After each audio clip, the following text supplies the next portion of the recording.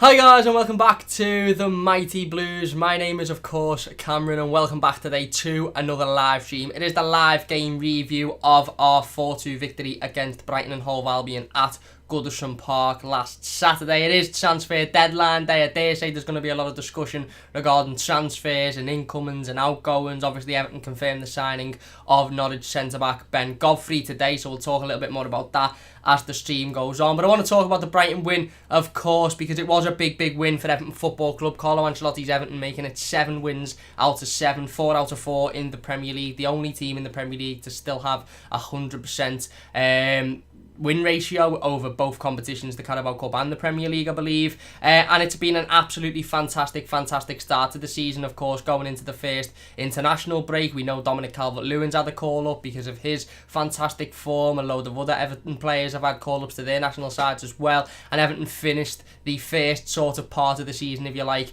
on a very strong scale with a big 4-2 victory against Brighton and Hove Albion. Obviously conceding 2 goals, one of them could definitely have been avoided. The second one, not so much. It was an absolute whaley, but we turned up, didn't we, on Saturday, Tom? Joined by Tom T Logic, of course, as per usual. Tom's going to sit down and talk with us about the game and, of course, about any other news and transfers and stuff that we get into on the live stream. But it was a good win, wasn't it, obviously, to go into the international break. 7 out of 7, 4 out of 4 in the Premier League. You can't really ask for much more, can you? No, not really. I think it was a very important game for Everton the weekend. I think, you're going into an international break on the back of if they did lose, you talk and then you start question mark on what their attitude's gonna be like when they come back, especially coming back to a derby. But no, I thought they were very professional in what they done the weekend. I thought they were comfortable in possession. Yeah. I think that's one thing this season that I've seen that's a massive noticeable difference.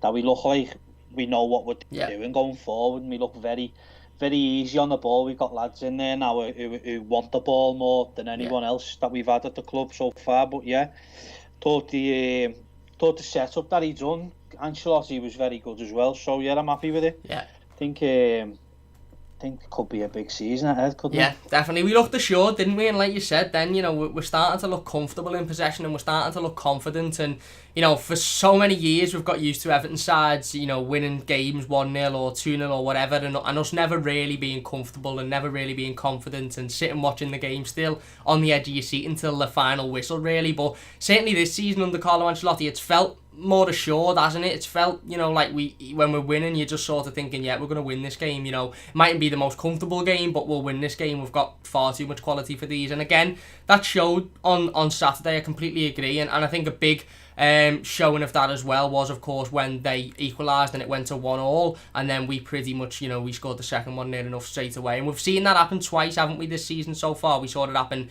on Saturday, and we saw it happen against West Bromwich Albion as well a couple of weeks ago, where we've conceded the stupid goal to allow a team back into the game, but we've bounced back almost straight away. And instead of letting our heads drop and think, we've let them back into the game, what's going to happen now? I keep referring to, saying, if this had been last season or the season before, we wouldn't have won that game. But it's true, because if we'd have conceded a silly goal like that 10 minutes before half time last season or the season before, there'd only be one team going into the half time break with the momentum and with the advantage, and that'd have been the opposition. Whereas now, like I said, we've seen it twice where, okay, we need to iron out those stupid mistakes that we're giving away, because again, it was another stupid mistake on Saturday, and we'll go on to talk about it in more detail in a little bit. But it was that positive reaction, wasn't it, that is so much enthusiasm and just makes you happy as a fan to see the lads, even when things go wrong and there's mistakes that happen, they just get their heads up and go, no, you know what, we should be winning this game, so we're going to go back out and make sure we're winning it. And of course, Yerry Mina heads us 2-1 up before the half-time whistle, and then we go out in the second half and we again completely dominate. It was brilliant. Of course, started the game really well. Controlled the possession, like you mentioned. We had a lot of the ball. We were playing it round nicely, and Gylfi Sigurdsson puts a good ball in, really good ball in, and Dominic Calvert-Lewin heads home for the first goal. A fantastic header by Dominic Calvert-Lewin, rises above absolutely everybody, and again showing what a quality talent that lad is. And we're 1-0 up within the first sort of 15 minutes, and everything is looking, as we all sort of expected deep down, but as we've seen so far with Everton, is starting games well, controlling games of football, taking our chances. It was a brilliant ball by Gylfi, wasn't it? And I wanted to talk at some point in the live stream, so we may as well mention it now, about obviously Carlo Ancelotti having to make a couple of changes going into the game. Tom Davies playing Gylfi Sigurdsson starting because of the injuries to Alan and Andre Gomez, etc. Obviously, we saw Alex Iwobi come on in the game. Tom Davies moved to right back. Those changes, I think, sort of, I wouldn't say they put some fans on edge or worried before the game, but we certainly were going into the game aware that we didn't have our full strength side out, aware that Alan was a big part of, you know, all of the wins so far, and he wasn't, you know, in the team, as was Andre Gomez. But a special shout out deserves to go to the likes of Gylfi Sigurdsson and Tom Davies, who I thought actually held themselves quite well in that midfield. And again, Gylfi, you know, okay, he had an awful season last season, and a lot of people jumped on his back for that, but he hasn't really put a foot wrong this season, has he? And that assist for Dominic Calvert-Lewin's goal was absolutely exquisite, wasn't it?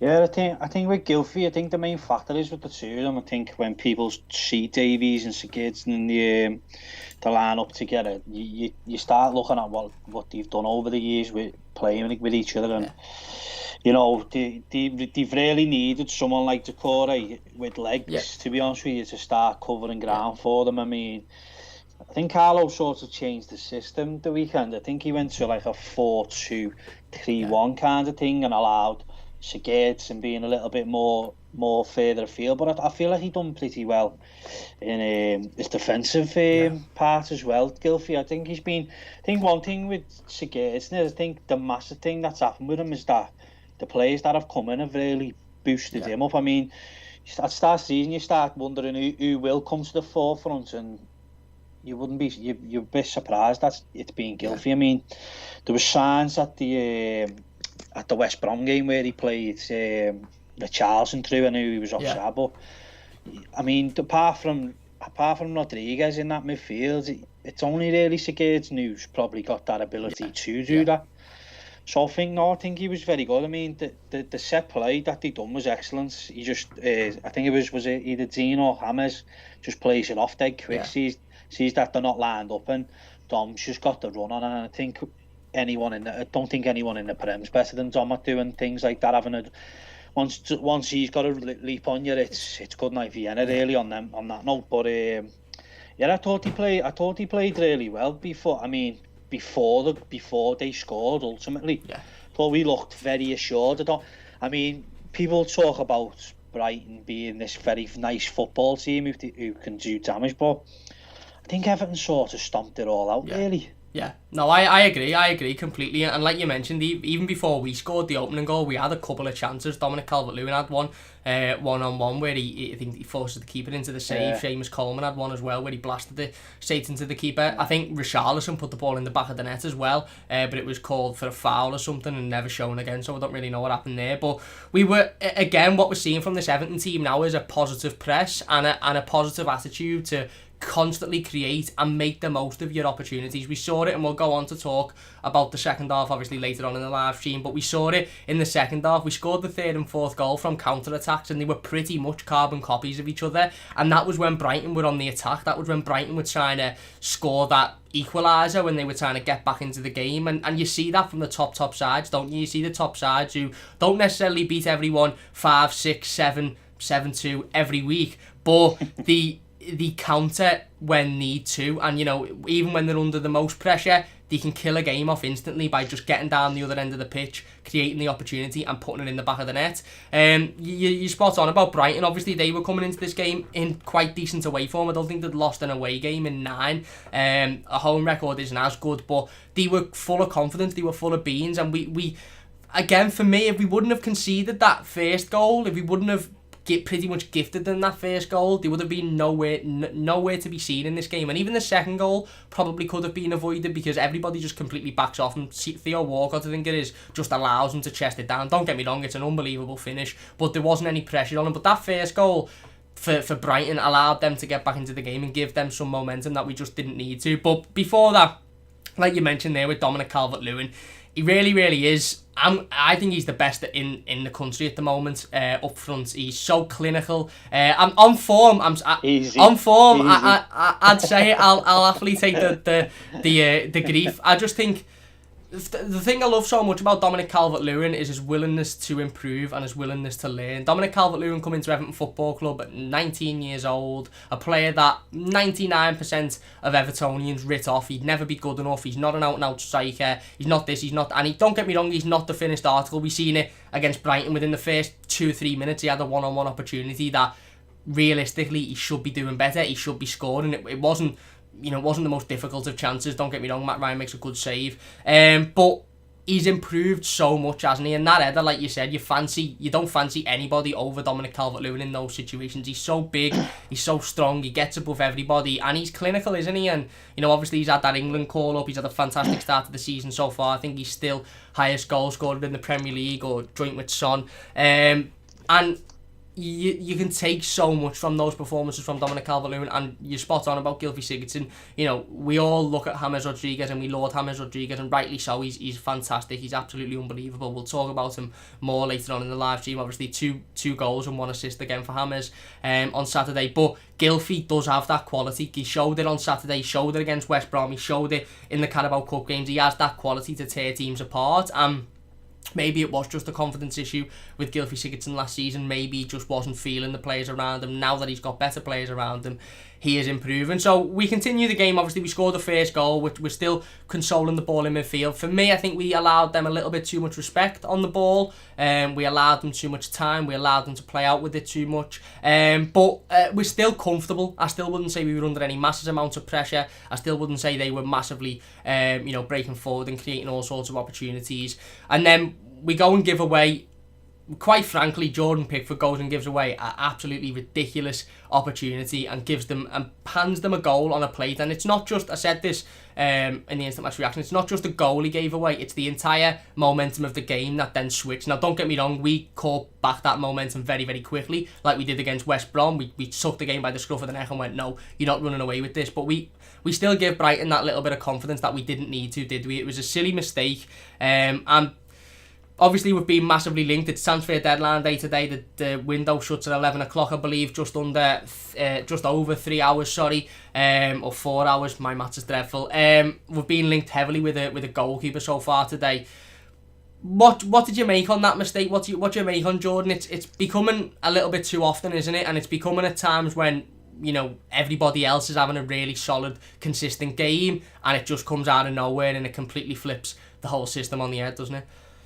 Yeah, I think with Pickford, listen, me personally, I thought he started the season pretty well. Yeah. In all honesty, I thought he did. I mean, I thought I keep saying, like, some people have who they like and who they don't like, and they don't really want to give credit when credit's due. Listen, he pretty much won us that game against Spurs, in my opinion. Yeah. He made 2 terrific saves, but then it's his concentration levels for me. I don't know what it is with him. For some reason, he starts sitting in the park end, doesn't he? Yeah.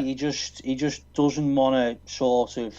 I don't know whether it's his attitude towards things, or he just likes being a part of the game. I don't know what it is with him. Yeah. I mean, I've always said it ever since that derby. Listen, we can go on about his confidence and all that. That all to me is a facade. If you think after that derby when he dropped it, when he basically threw it in the goal, that from that point, that's where all the issues happen from. Yeah. That before that, I mean, he was winning player of the year and everything, and we were thinking, what have we got on our hands here? And then since that, it just went AWOL, didn't it? I mean, he was pulling faces against Newcastle. He gets too involved with things like that. And then the weekend, it was just this. Listen, you could try and make excuses going on about saying it was spinning, it was wet, and listen, it's a comfortable pick. Yeah.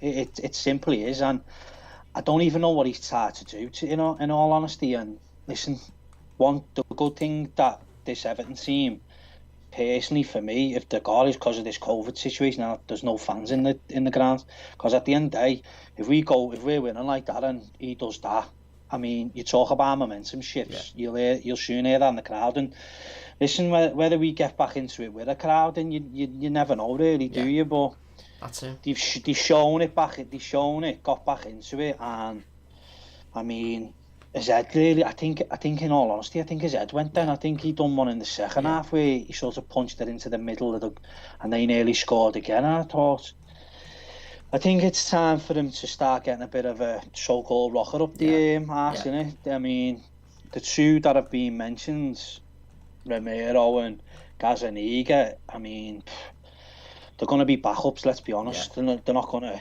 I mean, they're going to push him a little bit further than Losel, but he will be our number one goalie. I think out of the two of them, I prefer Romero. I think he's just got a little bit more about him.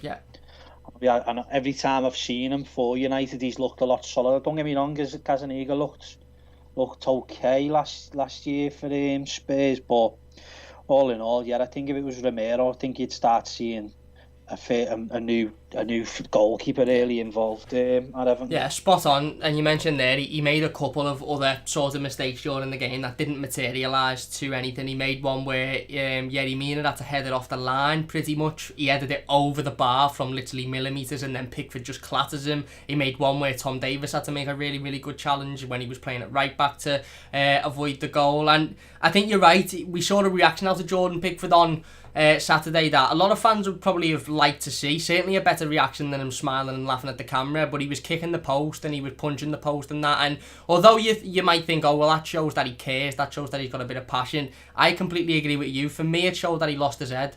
His confidence was never there from that point, and he just seems to overanalyze and overassess every situation. And like you said, he's confident at times when he doesn't need. He is concentrating at times when he doesn't specifically need to concentrate, and he's not concentrating at times when he needs to concentrate. And that, I was speaking to my partner's granddad yesterday, and he said if he'd have done that on Wednesday night playing with his mates in the five-a-side Astor, he'd have been ripped to bits for that. It's a simple catch, or if you can't catch it, you put it either over the bar or you put it to the side. You don't drop it right in the play of the attacker. It was schoolboy stuff, and I mean, he weren't even like extending on. It was a simple catch, weren't it? Let's be honest. It was. And he tried to flap at it. I mean, you start seeing things like that, and the writing's on the wall for goalkeepers. Unfortunately, listen, you've seen it over the other end, on the other side of the park, haven't you? The way they got rid of Mignolet, they had Karius who done that in the Champions League final. Yeah. You know what I mean? And they just cut it out and went and paid 80 odd million or something like that for a goalkeeper. And I think next summer you will see it. I mean, it's inevitable. I don't think there's no real comeback from it for him, in my opinion. I mean, I think he's lucky that he's still in England.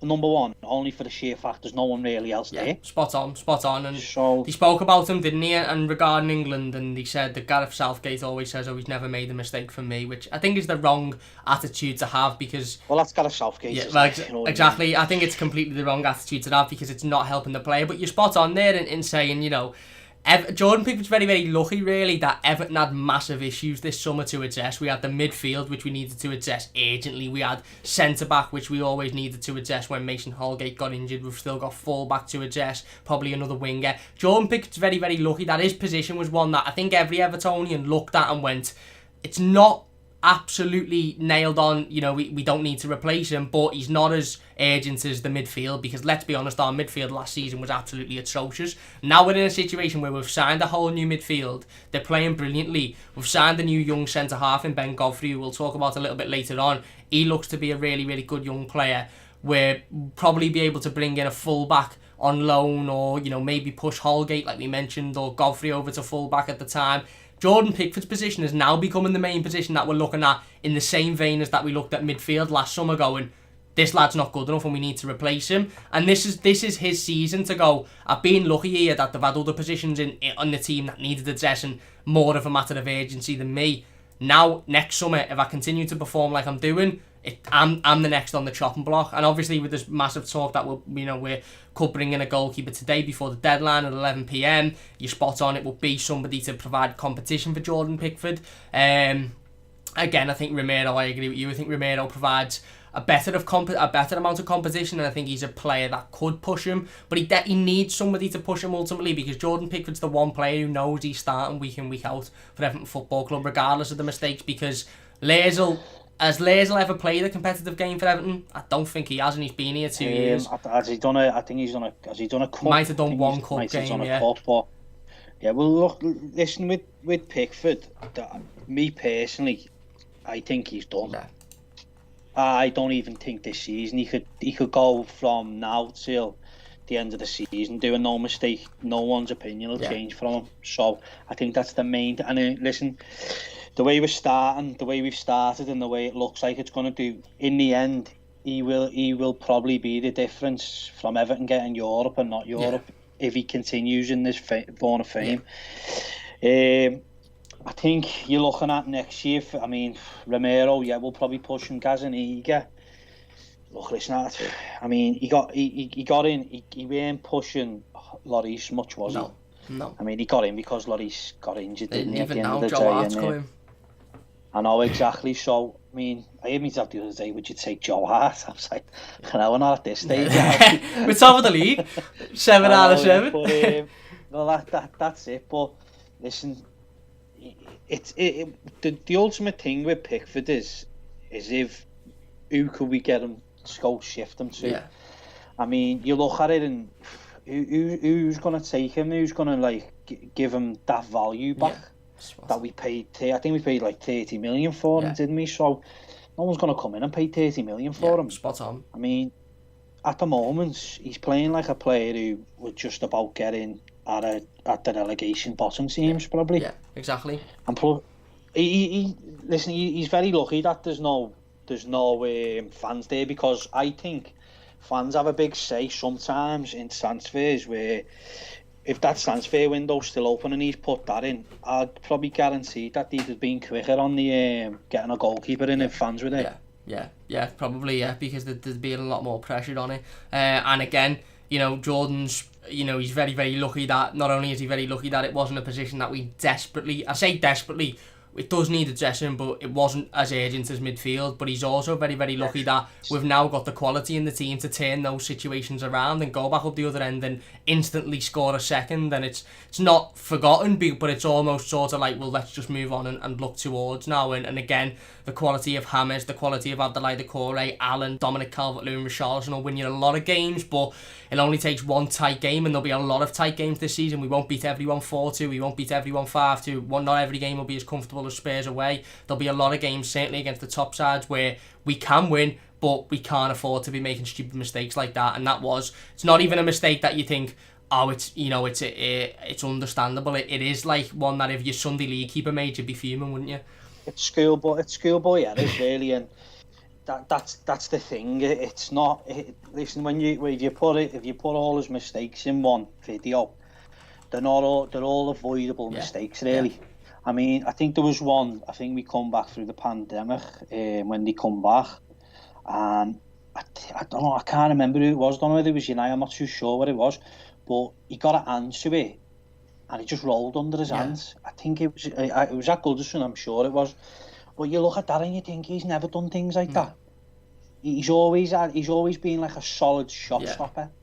He's always had this thing where, you talk about his height and all that, but at the end of the day, he's an erratic goalkeeper, and you don't need that. You just don't need, because ultimately that affects the defensive line. And look, listen, we've heard it before with ex-pros and all that, and ex-defenders talking about they need trust into the goalkeeper. Spot on. And when a defence starts questioning the goalkeeper, then they start making mistakes. Spot on. They'll start questioning him if he's coming or going, if he's going to come grab the ball. I mean, I think he at one of the corners, he just flatlined one of our players. His head's just gone here. Yerry Mina, I think it was, when Yerry Mina made that clearance. And that was it. It was so easy for Pickford to come out and just punch it, and he just takes Yerry Mina out. I mean, he's punching things now, and you think that just shows me he's not confident with his hands now, grabbing balls. And look, listen, I thought he is good with his feet, but now he's starting to just lose that a bit, and I think. I don't know what it is with him. Ultimately, he's the only man who can look in the mirror and decide whether he wants to be a top tier goalkeeper or not. He's got the perfect platform, Manny, working under one of the best managers. And that's what I'm saying. And Everton are going to go somewhere this year. You can see it, but if he doesn't buck up his ideas, and I don't think he will, he's not going to be at this club anytime soon. No, I agree completely. And it shows, Carlo come out 2 weeks ago and said, I'm not after a goalkeeper. I'm fine with Jordan Pickford. And then obviously a week later, he's made a mistake. He made a couple of mistakes in the Carabao Cup, and now we could be signing a goalkeeper come deadline. And if we don't sign a goalkeeper, let's say for example they don't go through again, not saying they won't, but let's say they don't, then we know the intent was there to bring a goalkeeper in. So Jordan Pickford's under a very, very close eye. But anyway, like I said, obviously we concede that goal and Brighton start to find themselves with a little bit more confidence, but I think Everton do fantastically well to nullify that very, very quickly. And like I mentioned, we saw it against West Bromwich Albion, we saw it again, we saw it a couple of times against West Brom. We saw it in the first half and we saw it in the second half when they equalised. We saw it again on Saturday. An Everton team that have conceded the goal, and whereas in, I don't want to say typical Everton fashion because things are changing now, but historical Everton fashion, our heads would have dropped, we would have, just completely fell to bits. We didn't. We picked ourselves back up and we went, no, we're taking this game by the scruff of the neck. And we went from gear 3 to gear 4 and we go back up the other end and we score again. Before we talk about that, I want to say a big, big thanks to everybody for all of the support. M. Herrera has donated $5 to the live stream. Thank you very much. Really, really do appreciate that. We will get into the live comments shortly, don't worry. And we are going to talk more about transfers come the end of the video. So if you're wanting to talk transfers, if you're wanting to talk rumours, we will talk a little bit about that before we finish up. If you're enjoying the live stream, please do hit that like button. It does only take a second. Don't forget to subscribe to the channel as well. We hit 2.9k today, so 100 subscribers off 3,000, which is unbelievable. So if you could hit that subscribe button if you knew, it would mean a great deal to us. But we go back up the other end, Tom, and again, we creating opportunities. We win a foul in a very good position. James Rodriguez and Gylfi Sigurdsson are standing over it. This is literally seconds before the half-time whistle. James plays an unbelievably weighted ball into the box. It is perfect, and his Colombian teammate Yerry Mina is on the end of it. First Premier League goal in the history of the league to have been scored and assisted by a Colombian. And all of a sudden, 5 minutes after we all thought, what's Jordan Pickford done? He's completely threw this half for us. What's Carlo Ancelotti going to say at half-time? We're all of a sudden going into half-time 2-1 up off the back of a fantastic ball in by James and a really cool header by Yerry Mina. Don't get me wrong, from a Brighton point of view, defensively it wasn't great, but I'm not really bothered because I'm not a Brighton fan. It was a good goal, wasn't it? And it was a good time to score that. And like I said, it just shows the mentality switch in the club now is to go up the other end and score again and get back to a winning position and go into half-time winning rather than what we've seen in previous years, which wouldn't have been like that. Yeah, I mean, Mina's just been waiting for that, hasn't he? I mean, since he's been here, he's hit bars, posts, he's got up and everything, and I think with James being there, I think he's just provide. I mean, the one thing James Rodriguez has brought to the club, let alone about his creative ability, I think his set piece play is absolutely fantastic. I think he's the first Everton player that I've ever seen that can beat a man the first man at a corner. So comfortably as well. Yeah, exactly, and it's threatening. That's what you need. I mean, that could get you 10 points over the course of a season, just having a very good set piece player. So yeah, I thought he looked very assured, Everton, even after the goal. I mean, like you said, I mean, heads go down normally if it was an Everton team, and they start panicking and start rushing things. And listen, that's what I'm saying. If fans were there, you don't know what way they could approach it. But I thought he done very well to get into the art. I mean, it's more so the confidence of them, isn't it? That you see the confidence flowing at. They're like, listen, if you score 2, we'll go score 4. And I mean, you see, listen, we've seen that over the years with other teams that have been wanting to. We've seen it with Tottenham and Pochettino's sides. We've seen it with when Brendan Rodgers had Liverpool, and they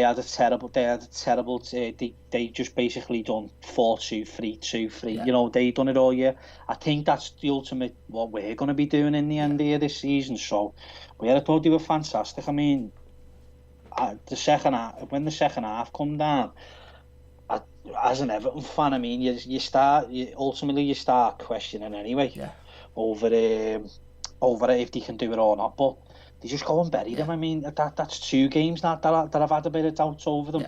The West Ham game, I thought that could be a big moment with Everton to see how they go whitewash them. I watched that game and I don't even think they were ever in doubt. I tweeted out, said I felt sorry for West Ham. Everton just took them apart and started playing with them nearly, and I think with Brighton they done exactly the same. If Pickford doesn't put that in, you know, you're on your way to probably a clean sheet and 4 or 5-0. Exactly. You know what I mean? So I thought they're looking very, very good. Exactly, spot on. And we had, like you said, we had the opportunities to make it 4 or 5. We had the opportunities to go out and, you know, completely whitewash them, and it was a confident performance, and I think that is the key word that we saw on Saturday, that we've saw throughout the entire season, is that these players are playing with confidence now. They're playing with belief in their own ability. They're playing with that, like you mentioned, if you score 1, we're scoring 3. No matter, you know, how many you score, we're winning this game of football. And that's what I think bringing the likes of James Rodriguez, Decore, Allen into the team does to everybody else. Dominic Calvert-Lewin's playing with, you know, all of the confidence in the world. Every time I see Dominic Calvert-Lewin in an Everton shirt, I know he's going to score. Richarlison, of course, we'll talk about in a second. Him and Seamus Coleman going down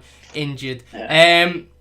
But yeah, you're spot on. We go in at half time, and you know, it's a fantastic, fantastic half of football. Other than the mistake, Everton were very, very good, controlled the game for most of it. Yes, Brighton had a little bit of the ball, but I think the tactic was allow Brighton the ball and then don't let them get anywhere near your back line. Get the ball back and counter-attack them, and that's exactly what we done in the second half. We scored 2 goals from it, and we completely killed the game off. Before we go into talking about the second half, then I will get into the live comments in a moment. I just want to talk about the injuries first. Obviously, Carlo Ancelotti started Richarlison after him passing a late fitness test. He picked up an injury against West Ham, and there was conversation as to whether or not he'd be fit to start. He did start.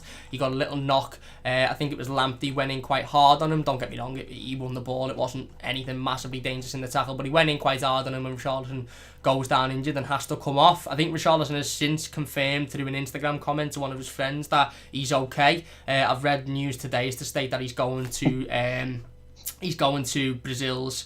He's going to go and play for Brazil in the international break, which isn't great for Everton, but at least shows that he's fit. But it was a little bit of a worry, wasn't it, when he went down? Alex Iwobi come on, and we'll talk about Alex Iwobi when we talk about the second half. Another 2 injuries for Everton on Saturday. Seamus Coleman being probably the key one, of course, with Tom Davies having to go at right back. We now haven't got a fit right back. I know we've got 2 weeks until the Merseyside derby, but we don't know where Seamus is going to be. We know that John Joe Kenny won't be fit for that game. And Richarlison, obviously, he's a big player. He's a big loss, isn't he? Were you sort of a little bit hesitant when you're seeing Richarlison in the starting lineup? Were you a little bit worried, or did you just think, listen, you know, he's fit, he's been deemed fit, he's going to go out there, if he picks up an injury, then we should have more than enough to still win this game of football? Or do you think he maybe should have been kept out and you know, I don't want to say rested, but... No, I mean hindsight's a wonderful thing, isn't it? And you know, at the end of the day, Calvert-Lewin's doing very well for us, but ultimately the best player at the club for me is Richarlison, and you've got to get your best player in. And listen, he was playing with knocks all over last season, quite a few times. So he's that type of player, and he's Richarlison. He just seems to get on with things. But I feel like Brighton targeted him in the first half. I thought before, where you mentioned the Lamptey tackle, I thought before that he had about 3 or 4 already on him, and you started seeing him holding it anyway. I mean, I think the first tackle he done, I think he stayed down for a minute or so, didn't he? So, I mean, look, listen, we've got a good, ultimately now, we've got a good squad who can sort of facilitate that. And lucky enough now, where you've just mentioned, he seems to be okay. He's going to Brazil, and he seems to have got away with one, and obviously the 2 weeks away with Brazil will probably help him. Hopefully he doesn't play that much. But I mean, at the moment I'm very confident in Everton. So when he did go off, I was more than I like Iwobi. I think he's got something.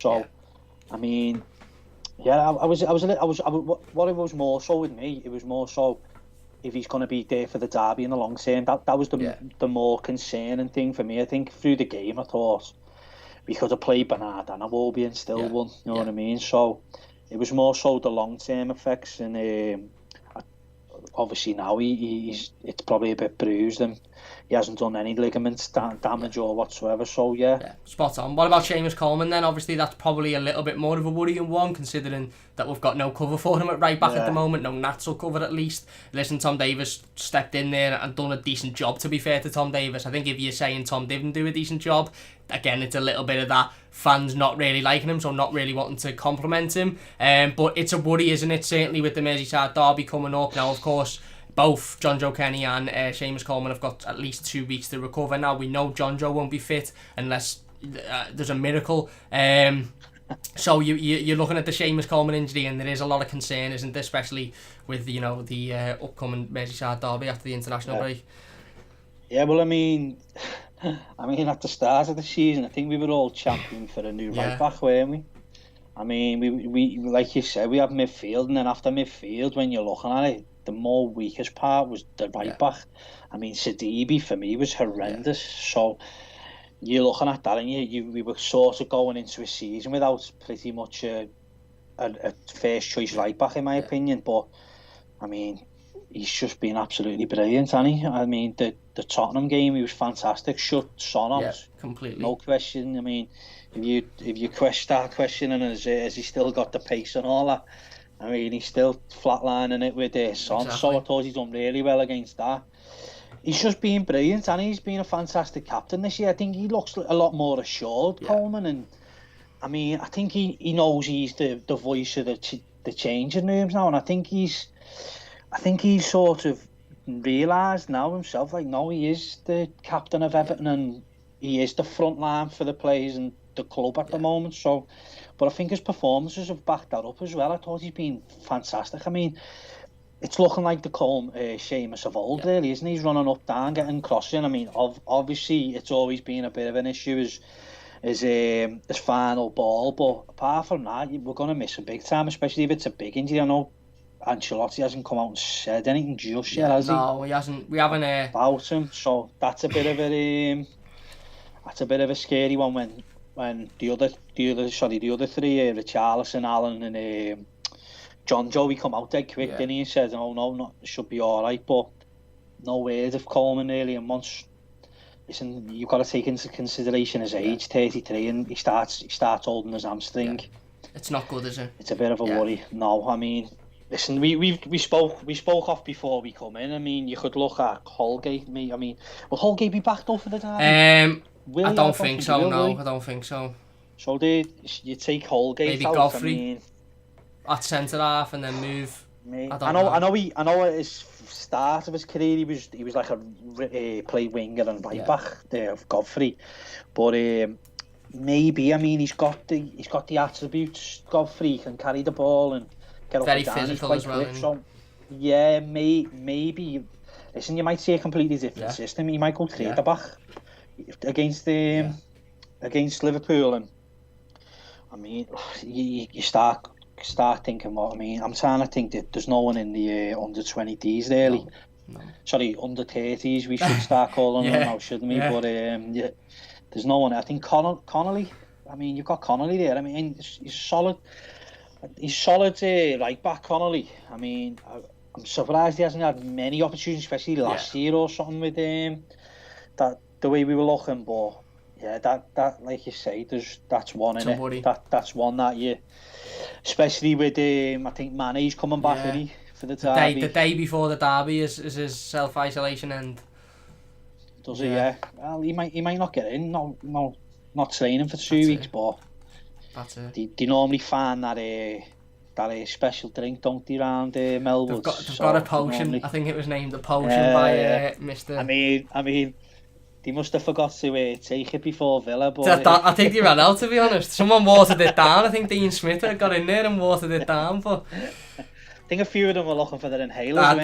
That's it. Yeah, that's it. And that see, we're laughing and joking about that, but that one, the derby, I mean, it's a big game still, isn't it?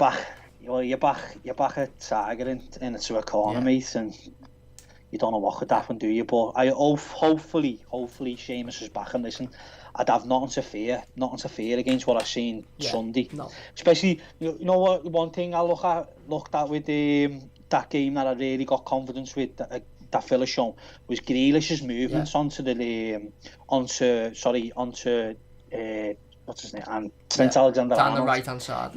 He started pulling away on him, and he created space, and it was. I know he went on to go and score and all that, but the way James Rodriguez creates space from fullbacks that we've seen is 2 goals from. Listen, that's a target. I mean, Trent Alexander-Arnold's a very, very good player, but defensively he is questionable in some circumstances. So with the intelligence of James Rodriguez, you'd fancy him all day, wouldn't you? Well, yeah, and listen, DCL will be looking at the way Watkins sort of controlled Gomez and even Van Dijk at some point. I mean, they were dragging them out of positions. They looked all over the place. So hopefully, it's always one, isn't it, that you miss on the derby, and you never go in with a full strength squad, do you? So, listen. Go on, sorry. Yeah. No, go on. No, go on, mate. No, it's just the way it is. Unfortunately, I mean, there's always something that happens to us. I mean, I think we've won one in 9. Was it 9 years, 10 years, something like that? I mean, that's just shocking, isn't it? I mean, listen, he's ticked one thing off the box, Ancelotti, winning away at a top 6, so I'm sure he'll... Listen, if there's no time like the present, is there? Listen, if he goes and does that, you start dreaming a little bit then, don't you? I think we'll all be in sort of... This bubble that he's talking about, I think it'll become the biggest bubble that anyone's ever seen if he goes and does that on next week on Saturday. They've got all the attributes to do. There should be no fear. You know, you're spot on. Villa just massively focused on their right hand side yesterday. Massively focused on the goalkeeper who will play in the derby, because I believe Alisson's out for something like 6-7 weeks, something like that. So we need to focus on that and focus on their weaknesses and exploit their weaknesses and be strong defensively. Interesting point you made on Seamus Coleman there about how he seems like the Seamus of old and he's got his confidence back. Carlo Ancelotti he spoke openly. Carlo Ancelotti's done this a couple of times since he's been at Everton. He's done it with Dominic Calvert-Lewin when he first come in, and he said Dom's one of the best strikers in Europe at the moment. He's got the potential to be one of the best in the world, and Dominic Calvert-Lewin since then has been absolutely outstanding. He's scoring every week, he's creating, he's showing that confidence, and he is giving back to Carlo Ancelotti, who's put that faith into him. Carlo recently said that Seamus Coleman is one of the best captains he's ever worked with. He's worked with Sergio Ramos, he's worked with, you'll know a better list than me, he's worked with Cristiano Ronaldo, some of the biggest footballers to ever. I don't know whether it is. Someone might throw it in the chat. Was Maldini or Nesta? I think Maldini might have been his captain at AC Milan. Who was it in that so-called Champions League? Who was his captain? Let us know in the comments. But let us know. But he's worked John Terry as well, one of the biggest centre-halves, one of the best centre-halves in English football, and he come out and said Seamus Coleman is one of I think he might have even said the best captain he's ever worked under. Now, whether Carlo Ancelotti believes that or not is really immaterial. That's for Carlo Ancelotti to think. But the important thing is he's making Seamus Coleman believe that, and Seamus Coleman is performing on the pitch as if he's thinking, well, this fella here on the sideline who's won 3 Champions Leagues, 3 World's Best Manager Awards, 4 of the top 5 leagues in world football, one of the best managers to ever manage the game, is saying that I'm one of the best captains that he's ever worked with. So I'm going to go and prove that on the pitch. And like you mentioned, against Tottenham, he pocketed Son easily. Against West Brom, he was fantastic. Palace, really, really solid game. And again, until he went off on Saturday, he was really, really solid. He's looking more confident. He's looking more comfortable. And he seems to have found his voice a little bit, doesn't he? Like you said, Seamus Coleman, we all saw prior to having the captain's armband, last summer it was when Phil Jagielka left, everybody screamed for Seamus Coleman to have the armband. Everybody wanted Seamus to be the captain. Everybody said he deserved it, and then he got the armband and he just seemed to go a little bit shy. He didn't really want to throw himself into conversations, whereas usually the old Seamus Coleman would be in the face of everybody, every referee, every opposition player. He'd be in the face, but we weren't seeing that last season. Now we're seeing it. We saw it against West Brom a couple of weeks ago with Kieran Gibbs, when he was the first one over to Kieran Gibbs saying, you won't do it again, you won't do it again, go on, I dare you to come and do it again. This is the same Seamus Coleman who apologised to Son after he broke Andre Gomez's leg a few months back. This is the same Seamus Coleman who is now standing up and fighting for his teammates. I think there was a situation situation on Saturday. I can't remember if it was Richarlison that went down, it might have been James, but Seamus was right over there. He ran over there, he was screaming, he was in the face of opposition players. That's what you want to see from your captain, don't you? That's the type of mentality that you want. You don't want the nicey-nicey. No, well, listen, if anyone's watched the Spurs documentary and listen to what Mourinho was saying to that Spurs side and the too nice, then listen, I've said it before on here. If Spurs were nice, what are Everton? So it seems to have he's brought this attitude to Everton. Ancelotti has. I mean, you hear it from past managers that were there, Silva, saying, "Oh, it's nice to have a cup run." Where now you're here and Ancelotti saying, "No, I want to win it." So these little sort of nuances that you see in clubs now. I mean, Mourinho's probably getting going Spurs now. I mean, what I know, they had a man sent off, but before that they were dismantling them in some parts. But you notice their attitude has changed. So you start seeing Coleman, and if you put him up against previous captains like Jagielka, who wouldn't go nowhere near Morales when that pen the box never moved an inch, did he, from where he was. We've had very good teams in the past getting into Europe and that, but we've very had passive players where they just accept like what the referee says, or they accept exactly. I mean, there's been, like you say, there's been a few instances. I mean, Richarlison got nailed in the Tottenham game, and James Rodriguez ran over straight away. You know what I mean? And they bring this is the attitude that you've got to have to be the best. And I think Ancelotti's brought that in, but I think he's brought that in to the dressing room with players as well. And ultimately as well, I think with Seamus, I think this is a big part. He always sort of last year hesitated to go and have a run. He might have still had his legs, and he's shown he still had his legs, but I think the big part of that is, I think it's the core.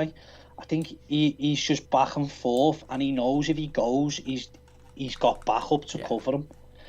If in previous midfields, no way in the world is Gomez, Davis or Sigurdsson covering back. So you see that, and he's allowed to. I mean, the goal against Palace was brilliant. Spot on. He was in. He created it, didn't he? I mean, fantastic. Yeah, I agree completely. I agree, and again, good passage of play, the Palace goal, good passage of play from Seamus into James into Seamus, and it was a fantastic assist. We'll get into the live comments then. If you are enjoying the live stream, please do hit that like button. It does only take a second. Little tickly throat there. If you're new to the channel, don't forget to subscribe as well. Everton Botcher says, we'll watch later, want to watch live, watch a long deadline day with Toffee TV. Fair enough. He says, keep up the good work, guys, like and subscribe. Eugene says, Everton make move for Romero. Yes, there's a lot of journalists now, Paul Joyce being the latest of the reliable ones, saying that we're massively interested in Romero and Robin Olsen, which we'll talk more about in just a second. Adam says, alright boys, is right up the toffees. Alright Adam. Multipaper says, hi, come on you Blues. Remy says, why have we got no backup striker? Because we sold him, well we loaned him to PSG. He says, hi everybody. YouTube Guides says, hi from Nigeria, doing a GoFundMe. So angry Everton won't pay for a goalkeeper. I will do it myself. Twitter at Mr. Everton. There you go. Adam says, can you be angry with a 100% win rate with not even that clown in net? And Ander says, could have been more if Mina wasn't incredible on the weekend. Yeah, we're going to talk about Yerry Mina in a minute, as well as Abdoulaye Doucouré. I think both were fantastic. Wim says, I wish someone could explain how transfer windows work, why always leaving everything till the last minute. Really only now asking about a goalkeeper when we need a backup striker and no sound right winger. Just on that way, you say teams leave things to the thing. It's not so much like they just all of a sudden start going, right, we need a right back.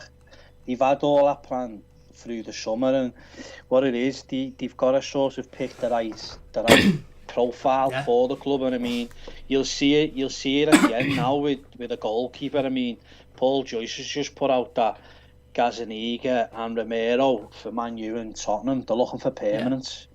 Because they see Everton, he's just tweeted saying they see Everton as a rival.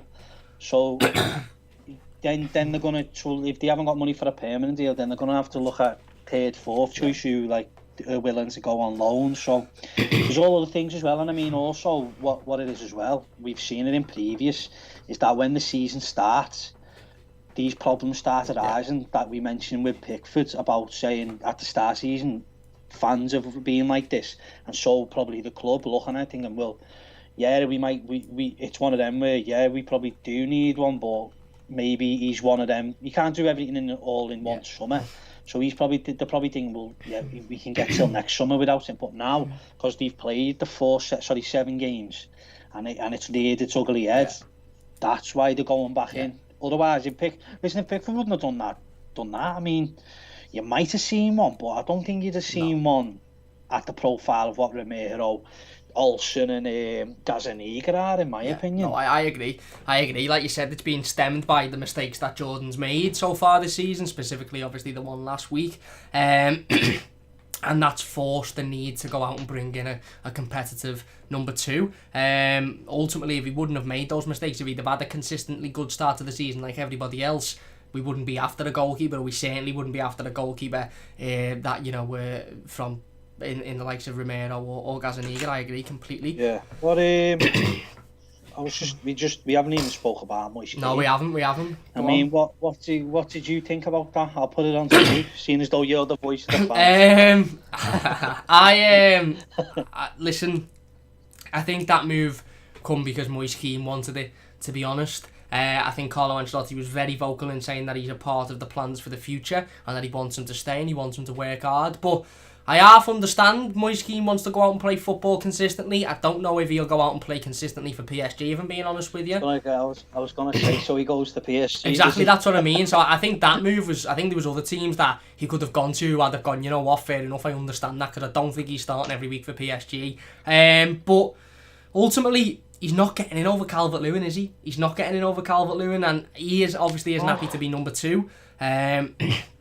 Maybe even number 3 if Richarlison plays there, because I'd probably say Richarlison's above him as well in terms of as a lone striker. So it's a weird one, isn't it? Yeah, I think it's a weird transfer in my opinion, because you're loaning him. I mean, ultimately, I think he's took Choupo-Moting's position, and he really coming off the bench, but he might get more opportunities than what he's been doing at Everton. But listen, he's ultimately, he is a fantastic player and a fantastic prospect in there. It's just trying to get out. And also, I see it sometimes where like fans look at other players and they go, "Oh, he'd be brilliant at Everton and all that." But at the end of the day, it's hard to get acquainted with the Premier League when you've been grown up in Italian football from an early age. I mean, you don't see many Italians really doing it much in the Premier League. Really, I think it's a little bit too fast for them. If I'm honest, it's very erratic. I mean, you even like certain Dutch players that we've had, like Klaassen, he got a shock of his life when he thought he could stop turn. You can't do that in the Premier. It's 100-mile-an-hour league.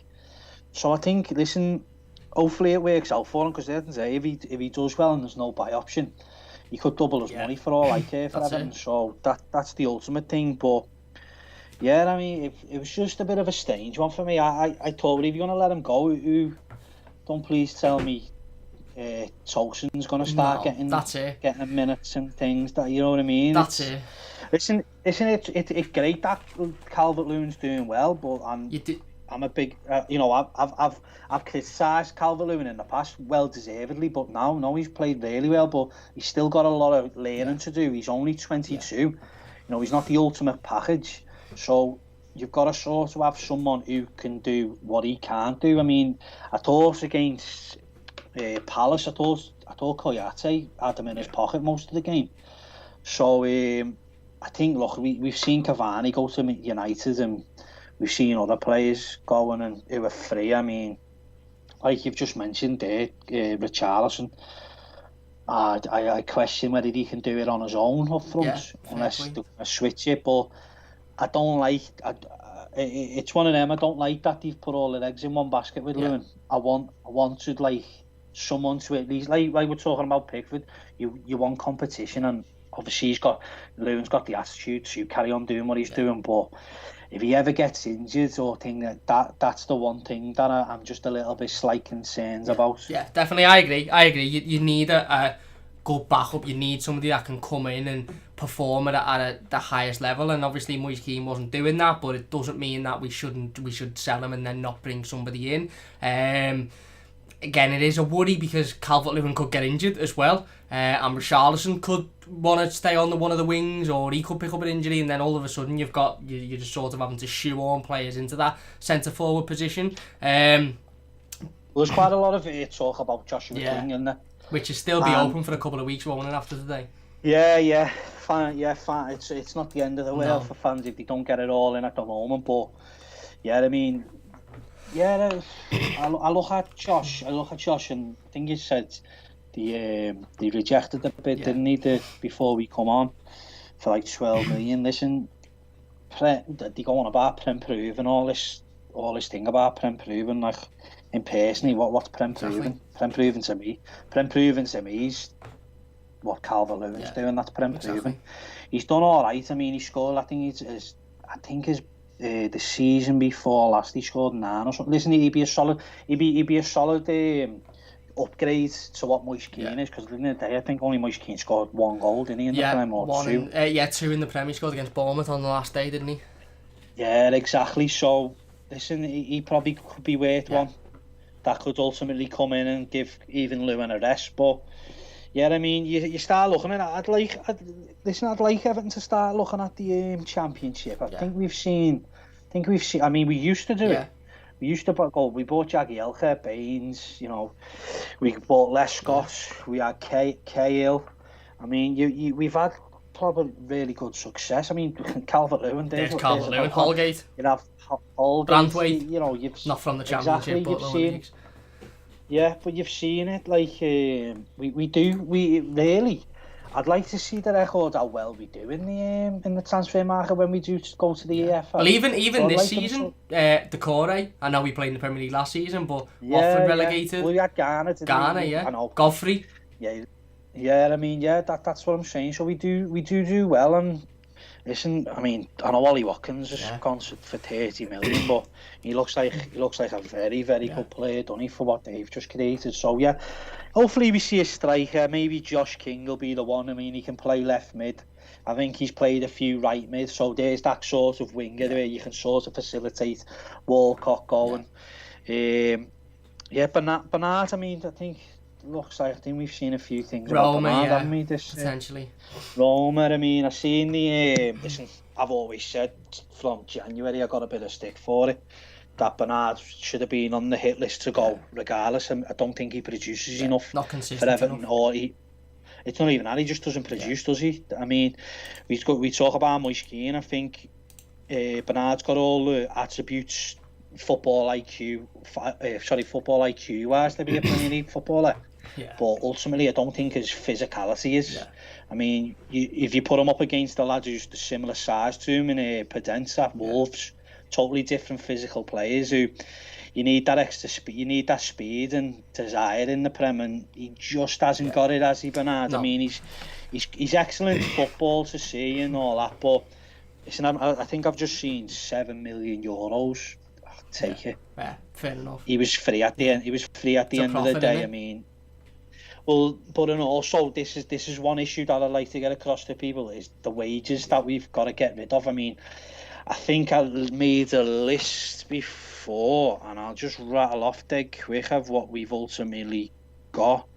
I think it was round about the 20 odd million mark in player salaries for So Sandro, Balassi, Walcott, Beningame, Bezic, Keane, Broadhead, Bowler, Connolly, Pennington, 23 million in wages.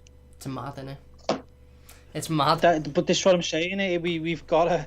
The best thing for Everton is we've done really well so far, but let's not get away with how many players we need to get off the books. Spot on. I agree. There's a lot of players there that, you know, just again are being paid to do very, very little, and being paid a lot of money as well because of previous regimes, and you know, obviously Balassi, Besic being Two of them, you know, a lot of the young players there who are still playing in the under-23s, they signed big contracts when they were in the under-23s to come up and play in the first team, yet they're still playing in the under-23s. It is a worry, and it's something that we do need to massively address, isn't it? And, you know, obviously when we're bringing in players and we're improving the squad, you have to look at that side of it as well, and I think that's why we'll probably see a couple of outgoings today before we see an incoming. But yeah, was flying. I was on. Just take you back. When I was on Toffee TV talking to Baz, and we were talking about centre halves, and he brought it up, and he brought Pennington up, and I thought he was 23. Pennington, 26, isn't he? He's 26. Yeah. He's 26. The lad's been at the club, and he could testimonial. What did he cut? Yeah, testimonial. It's ridiculous. This is what I'm saying. A lot of listen, we're going well on the pitch so far, but there's a lot of issues at Everton that need addressing. But monetary bars mostly, and wages and stuff like that. Well, 26 million on wages with players who I've just rattled off. Not one of them would even get on the bench. Yeah, spot on. 20 odd million. It's exactly. Nuts. It's worrying, isn't it? Well, it's absolutely worrying. It's a good job we're top of the league. Anyway, go into the second half, then we'll briefly talk about that, then we will talk a little bit more about transfers, and then we'll finish up. Obviously Everton coming out massively well in the second half, allowed Brighton just to sort of feel a way back into the game and then hit them on the counter-attack. Didn't rush out, didn't overly exert ourselves, knew that we'd had Richarlison and Seamus Coleman injured at this point, so we didn't want to add to that list, and we done fantastically well, and this is where the likes of a James Rodriguez really showed his fantastic ability, didn't he? Not only the assist in the first half, but being in that position where he needed to be when we needed him to be there, and Iwobi with the fantastic ball, Decore played a fantastic ball in there, and all of a sudden, you know, we're 4-1 up in this game. I know it ended 4-2, it was a fantastic second goal by I can't remember who it was, Brighton, Basuma was it, but you know, ultimately at that point it was game set and match, and it was game set and match because Everton come out in the second half and just completely wiped the floor, didn't we? We allowed them to do what they wanted to do, defended really well. Yerry Mina was absolutely fantastic. We'll talk about Yerry Mina and Abdoulaye Doucouré in a second because I picked those two out because I thought they were exceptional. And we just completely whitewashed it, didn't we? Two really good counter-attacking goals. Alex Iwobi involved in the first one, Abdoulaye Doucouré in the second one with the pass. They were they were great to see, weren't they? Because they weren't unbelievable finishes. They weren't, oh my God, brilliant balls into the box. But it was absolute counter-attacking genius and just ruthlessness, wasn't it? It was bang, we've scored. And pretty much the same 5 minutes later. No, it was...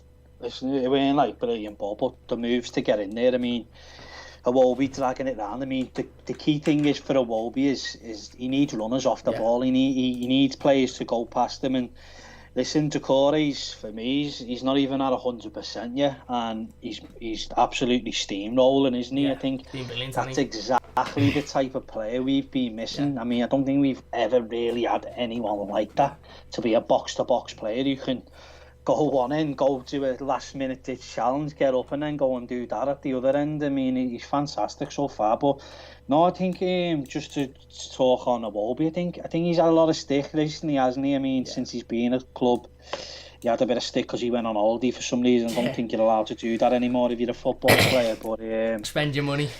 Yeah, well, that's it. You know what I mean? He plays terrible, so sit at home. Yeah. Go to Butland next time. That's it. But yeah, no, I thought he.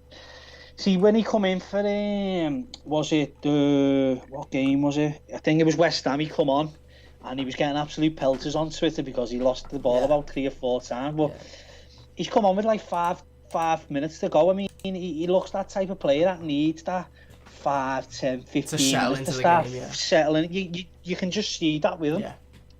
You can see that with him that he takes that time to just slowly but surely get into the rhythm of things. And then when he did, I thought he was brilliant. I thought he was very good. I thought his pass to Doucouré, I think that was very underrated. I think that went under the radar a little bit, that one. But yeah, a little dink over. Calvert-Lewin does well to drag players over. I mean, you see all the Brighton defenders focusing on where Calvert-Lewin and Doucouré go. And listen, I can't emphasize so much how good to just literally pull away from that as James Rodriguez did, just to fill in twice he done it. And Listen, you think that's easy, but it's not. No. It's intelligence at its best. Yeah. So yeah, I thought, and as well, I think James has done very well. Yeah. I mean, just comfortable there. He slots it in, no problem. Runs off. Yeah. I can't believe he goes 90 minutes without sprinting. Even that, and his hair doesn't get moved. Yeah, exactly. I'm just shocked. And he scores 2 goals and an assist, and he just not one hair doesn't get removed, does it? It's unbelievable. I mean, listen, he's brought something to Everton that I never thought could possible. Yeah. Listen, when he did come in, listen, we're all gonna have question marks over. I think we had a conversation, didn't we? He's had 2 big knee injuries and all that, and then you heard all the pundits thinking, can he adapt to the football? But listen, to the Premier League football, but listen, when you've got intelligence like that to find space, which ultimately football's all about, we can all go running at pace and all things like that, but to the intelligence to go find space and start spraying balls left, right, and centre, I think it's fantastic. Hopefully we start seeing him more sensibly, because I think you could box him out really if I was looking at it as like from an opposition area. I mean, I think was it the Palace game? I think it was. I think he was very quiet in the Palace game, wasn't he? And then he started getting brought to that.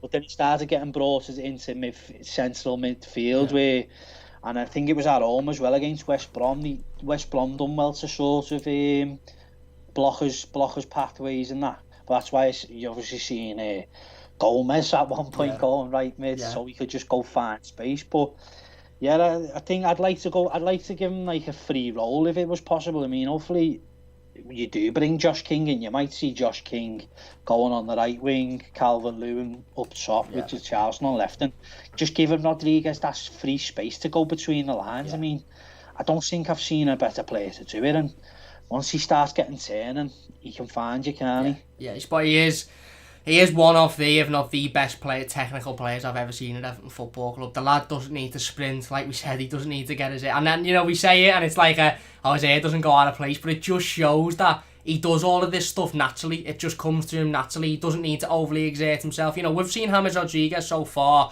I think he's been involved in 16 chances created in the Premier League, which is more than any other player. He's scored 3 goals. I think he's got 3, maybe 4 assists, something like that. And yet, when you watch him, he still doesn't look like he's got out of 3rd, 4th gear, does he? He just looks like it's so simple to him, and he's getting involved in tackles, and he's, like you said earlier on, he's running over when Richarlison's getting hurt and stuff, but he doesn't look like he's overly exerted himself ever. It just looks like it's so easy to him, and Carlo Ancelotti said that he makes football look easy, and he does, doesn't he? And it's such a good thing to have in your squad as players that do that.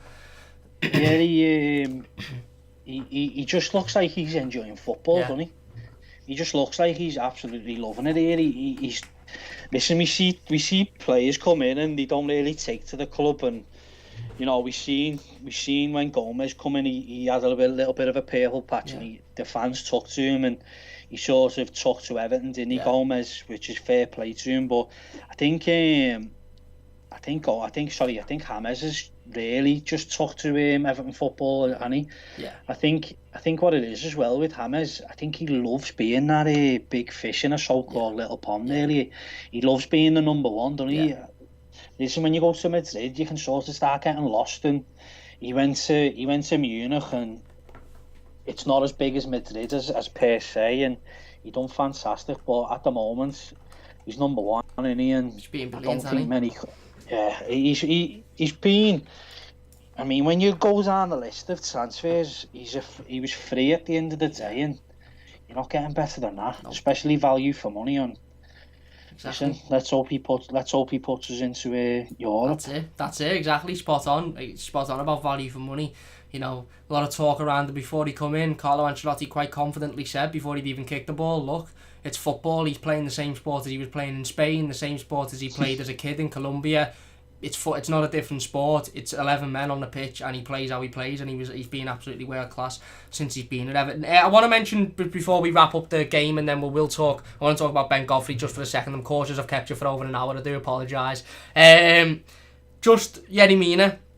Mentioned Abdoulaye Doucouré there. He was fantastic as well. But Yerry Mina was brilliant, wasn't he? on Saturday. He was absolutely fantastic. He was everywhere. Obviously, he got his goal, which was brilliant as well. But defensively, he was just throwing himself in front of everything, didn't he? Cleared off the line.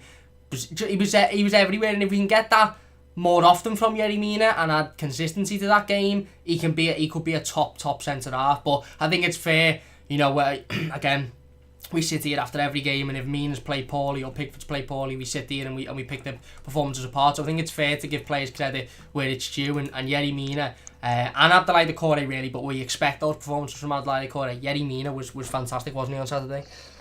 Yeah, I mean, listen, I think it started with the West Brom game, didn't it? And in my opinion, he was at fault for the two of them. He didn't go close down properly where he should have. Yeah. And he never jumped in the wall, really, did he? Yeah. So, but I think that's a good thing. He's come back, and listen, you don't get away with things like that with Carlo Ancelotti. He come out and said it, didn't he? Yeah, exactly. And obviously he's going to be speaking soon behind the scenes. Yeah. Top manager who just doesn't allow things like that to happen. And fair play to Mina, who he's went and shot. He's come out the next week, and it's like well, exactly. He's proved that he can do it. I mean, he was probably our best centre half last year. I mean, where you're talking about Mina, I think Michael Keane needs to have a big, massive mention. Yeah. I think that's been an absolute revelation. Yeah. I mean, as turning ball to him, Calvert-Lewin. It's amazing, the assist. I mean, we're talking about his touch. I've never seen Michael Keane do anything. I didn't even know he had that in his locker, let alone. But he was. That's one thing. I think fans need to realise, like, it's all a mental game, football. Yeah. I mean, we can all look at stats and things like that and work out who's the best profiles and all things. There's like a scouters that I'm doing, but when attitudes are bang on, and the influence of what Ancelotti's brought, you've seen it. Yeah. They've all gone up a level. Yeah. They've all gone up a level. Spot on. So, but with me, and I thought he's done really well. I mean, this whole thing now we've got, haven't we, at Everton, where they're cheering about clearances and they're all up for it now, aren't they? Alan's brought that as well, hasn't he? I know, yeah. I mean, when he saved that one off, he got turned. He got turned, but he swiftly dinged, but he was made up with himself. He's punching the floor and he loved it. Listen, you want that though from your defenders, don't you? Yeah. You want them to love it, so... Yeah, hopefully he continues, and like you mentioned, we've got Godfrey in now who can sort of be that ball progressive, ball playing defender who can go take it out of defence. Because as we say, Keane's got a good ball on him now and things like that, but out of the two of them, they don't really come out of the defensive line and go break lines and sort of try and cause a bit of havoc themselves. So I think Godfrey will bring that to Everton Football Club. Yeah, he brings versatility, doesn't he? We may as well talk about him while we're on the topic. Obviously, Everton haven't confirmed any other signings today. There's a lot of rumours regarding goalkeepers, which we've spoke about throughout the stream. But Ben Godfrey has been confirmed early this morning as an Everton player, an initial £20 million, rising 5-year contract, big physical lad, good player, gets forward. He's proven to be able to rifle it into the back of the net as well. Versatile, isn't he? That's something that I spoke about in my little instant video I done this morning about the signings, that Carlo Ancelotti is looking to trim this squad down massively. We've got 35 players or something. Tom listed a load there who are on stupid money, who aren't even involved. Probably haven't even got the new Hummel gear, most of them. But they're still on silly amounts of money a week. And Carlo spoke about, wanting to trim the squad down, and in order to do that, you need players that are versatile, don't you? And Godfrey, one who's played in the defensive midfield, didn't play for Norwich there, but played, I believe, for Shrewsbury there. Played across the back line. He's played full back as well. He's a very, very good player, isn't he? And certainly one to look out for the future. Do you see him fitting in instantly then, or do you see him being one that's sort of having to more fight for his position? Well, I think anyone who comes in at the moment, I think they've got to fight for the position anyway when you're coming into a team who's won 7 on the bounce, regardless how much you've paid for someone. So, I think he will have his work cut out, but I think ultimately he will come in and he'll play that left side. And I think what it is, I think Ancelotti looks at it and I think he can do a lot more with the system than if they've got someone who can progress the ball out. I mean, he's very good with his feet. I mean, I've just got it up now. His successful dribbles, he's got 72%. There you go. Brilliant. You know, he's got he's 1.02 progressive runs every per 90. So what I mean by progressive runs, I mean when he's carrying the ball out of defensive line and going into midfield. Yeah. I mean, his passing stats and his progression stats are very good. Aerial duels, yeah, he wins like 54% of them. And then his defensive duels are 63%, and then his interceptions 6.7 per 90. So, and plus as well, this is key for me. I like this. The smart passes where he's finding plays in spaces through passes. He's probably in the 0.5 percentile of the Premier League last year of doing that. So listen, he's 22. Obviously, he's not the finished article just yet. Yeah. But it's nice that Everton are picking these players out, and that's it. Listen, 2-3 years time, he could be Everton's first choice. But you've got to look at it and think they've bought him for 20 million. If he goes and stamps his authority on Everton does well, you could look at a £40 million player, and that's what I think fans have got to look at really. And ultimately as well, it's a squad game, innit? Yeah. We needed someone because look, Gabaman's I don't know what the situation with him at the moment is. Something like that, probably. That's what I'm saying. You can't really afford to start now carrying players, and he's probably in that Gabaman mould. Yeah, is what I'd say. I mean, he has been playing centre half a lot, but so has Gabaman played that, and then he got moved into centre defensive midfield. So he's that sort of profile of what Gabaman is. So I'm very happy with it. Spot on.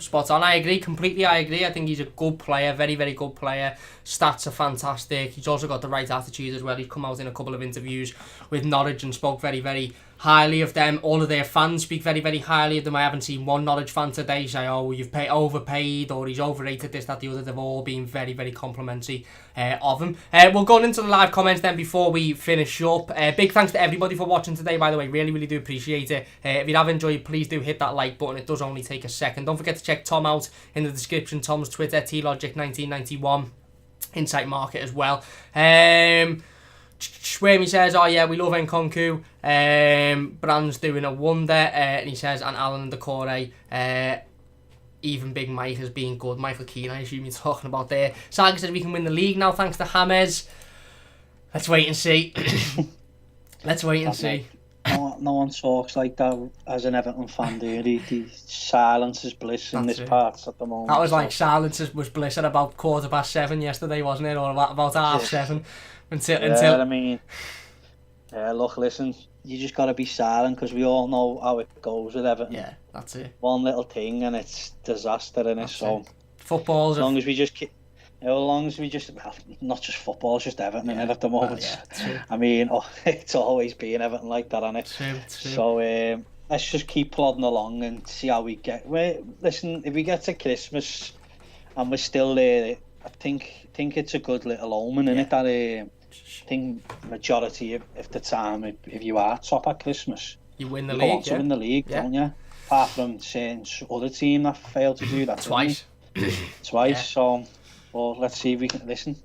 If they get to let's be serious. If they get to Christmas and they're still top, it's unbelievable. Well, start dreaming, because I think what the club will do, I think they'll go into the transfer market. Yeah. And I think they will push for it, because I think FFP has relaxed a little bit this year. Yeah. So, and then obviously they are going to get these players off the list eventually. Yeah. There's going to be money available, and it's twist or bust. That's the main thing, isn't it? And, well, hopefully they do go for it. They've got the capability if they are still there. That's it. Yeah, it's just about that momentum and the passion. We've seen teams in the league in previous years that haven't necessarily had the best group of world superstars. I'm not saying that we haven't, but have got the momentum and have got the team spirit and have got the manager behind them, and they go on and achieve great things. And sometimes you just need that little bit of extra quality, and we've definitely brought that in, haven't we? When you look at the first 4 games now and you break each team down, all at top are very questionable now. Yeah. United, they haven't improved at all, in my opinion, from the transfer window. I mean, that's one thing you see. You look at what City have done. They look like they're back to when Pep first come in. Yeah. And they're all over the place at the back. Yeah. Liverpool don't look like they want to know at the moment, do they? I mean, it's very hard for teams to go and win the league again. Yeah. So question marks over him. Chelsea, Lampard's still trying to work out where to put who and who to put where. You know what I mean? Yeah. So, and then you look at Arsenal. I mean, listen, I'd have no fear of going up against Arsenal, in my opinion. Spurs, Spurs are the dark horses for me. Played well since we beat them, haven't they? Well, the reason is, like where you mentioned, DCL is probably the best player in the league at the moment. I think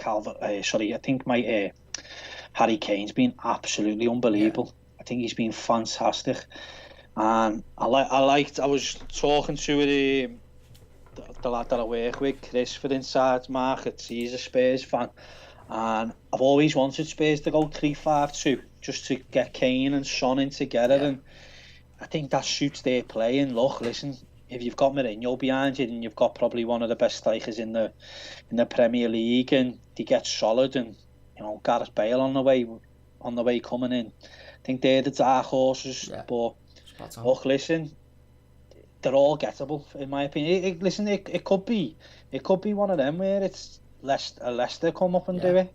Yeah. Like Leicester looked alright, but look, we put West Ham to the sword, mate, and look what West Ham done to them. And exactly. If you listen, when you break it down, I've just got it up here. When you break it down and you look at Everton, who Everton have played, and then what they've gone on to do, we put Brighton 4-2, weren't it? Yeah. Brighton played really well against United. Yeah. Palace. You've seen Brighton go and do Newcastle away. Yeah. That was fantastic. Palace, look how good they done against United and that. You had West Ham, who've just gone on a two-game beating streak, haven't they? They just beat Leicester and I think they beat Wolves. The week before, but ultimately they put them away quite comfortably, didn't they? Beat Wolves 4-0. Yeah. You had Palace before that, and then you think West Brom was good. Well, look what they done against Chelsea. So you can't really pull it apart really on some instances, because you can pull some the other teams' fixtures apart a little bit. But I think listen, at the start we predicted, didn't we, that I said they could be like 8th or something. What did you say? I think I said around 8th or 9th. I said they'd take that. Well, listen. I'm glad that I hopefully will be wrong and we can go on to do it. But if they continue the way they're going and they go and beat Liverpool, and the best thing for Everton to do now, the best thing to do Everton now is go and put a statement down. Yeah. You've done your 4 games or your 7 games where you've blasted teams out the way. Yeah. I mean, I know they only beat Spurs 1-0, but that was comfortable, didn't it? Easy. There was never really a doubt. So the marker is when they come back and they go and beat, if they go and beat Liverpool, then you look at the other fixtures. You've got Southampton, Newcastle, you've got United at home. I do not fear that game whatsoever. No. Then you've got Fulham, Leeds, Burnley, Chelsea. I think the funny thing is, when you look at it, the fixtures at this half of the year, we've got all the top 6 at home. Yeah. Apart from Tottenham, who we've already beaten. Yeah, who we've already beaten. We've got them all at home. So listen, let's not get ourselves, but it could be a very, very good year for Everton. It certainly could, and we can only hope. It's been a perfect start so far. 7 wins out of 7, 4 out of 4 in the Premier League, 100% record. We will remain at the top of the Premier League for at least another week or 2 weeks. 2 weeks on Saturday, and it's fantastic. It's a brilliant time to be an Evertonian. James Rodriguez firing on all cylinders. Dominic Calvert-Lewin being amazing. Even Richarlison, even though he's been sort of stop-start with injuries, he's had a really good start to the season. Decore, Alan, everybody really, apart from maybe the goalkeeper, but I don't want to just focus eyes on him. Carlo Ancelotti, it's a great time to be a Blue, and it's been a brilliant start to the season. We'll finish it up there then, because I'm sure Tom's got other things to do. I do apologise for keeping you for nearly an hour and a half. Big thanks to Tom for joining us today. Really do appreciate it. I'm sure Tom will be on in the next week or so if he's okay to do that. You can check out Tom's Twitter and Insight Markets in the description down below. Go and check him out, give him a follow, get involved with him on Twitter, of course. Big thanks, Tom, for coming on. Anything to say before we finish up, mate?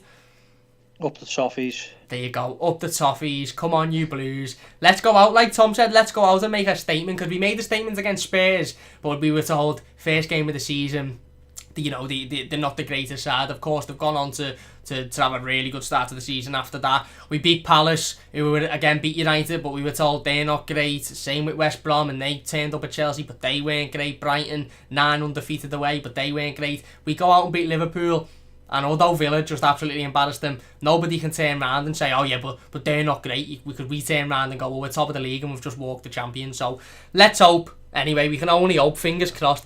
Big thanks to everybody for watching. If you have enjoyed, please do hit that like button. If you're new to the channel, don't forget to subscribe as well. We'll be back on Wednesday talking more transfers. We'll be going through all of the transfers, ins and outs from the summer transfer window and rating them all as well. Big thanks, Tom, for coming on. Massive thanks to everybody for watching. If you're watching as a YouTube video, leave your thoughts in the comment section down below and we will get involved with all of them. Wimmy says take care, guys. Adamski says take care. Big thanks to everybody for getting involved in the live comments as well. Sorry we couldn't go through all of them. But I hope you did enjoy the show, and like I said, big thanks to everybody. Really do appreciate that, and we'll see you soon on the Mighty Blues.